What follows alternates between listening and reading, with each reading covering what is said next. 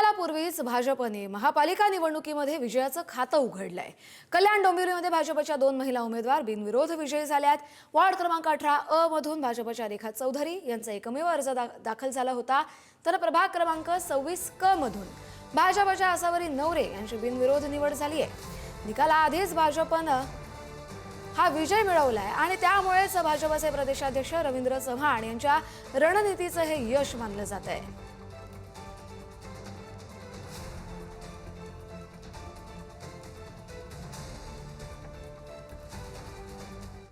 तर कल्याण डोंबिवलीमधल्या विजयी उमेदवारांचं मुख्यमंत्री देवेंद्र फडणवीस यांनी अभिनंदन केलंय।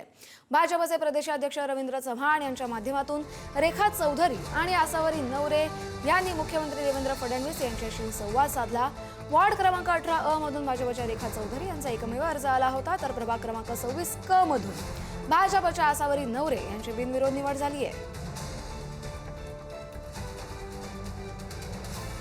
रेखा राजन चौधरी यांनी बिनविरोध निवडणूक जिंकलेली आहे। आता आपल्या सोबत रेखा राजन चौधरी या आहेत।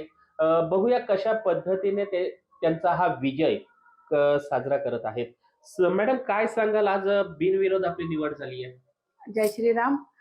खरं तर हा विजय जो आहे तो ईश्वरीय विजय आणि हिंदुत्वाचा विजय आहे। आजचा हा विजय मी सर्व वरिष्ठांना समर्पित करते, कारण की त्यांच्यामुळेच आज जो काही हा बिनविरोध विजय झालेला आहे। आमचे महाराष्ट्राचे मुख्यमंत्री देवेंद्रजी फडणवीस साहेब, तसेच आमचे महाराष्ट्र प्रदेश अध्यक्ष आमचे दादा रवी दादा, तसेच आमचे जिल्हाध्यक्ष नंदूजी परब, नानाजी सूर्यवंशी, आमच्या महाराष्ट्राच्या प्रदेशाध्यक्ष चित्राताई वाघ आणि आमचे सगळे कार्यकर्ता ज्यांनी खूप मेहनत घेतली होती। एवढे दिवस आम्ही खूप छान प्रचार वगैरे सुरू केलेला। निवडून येणार हे आम्हाला गॅरंटी होती 100%, पण अशा पद्धतीने निवडून येणार हे आम्हाला माहिती नव्हतं।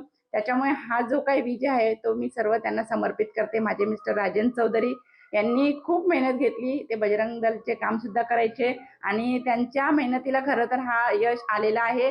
त्याच्यामुळे सर्व विजय हा त्यांना समर्पित करते। आणि नगरसेविका म्हणून मी गेल्या 5 वर्षात मागच्या काम केलंच होतं।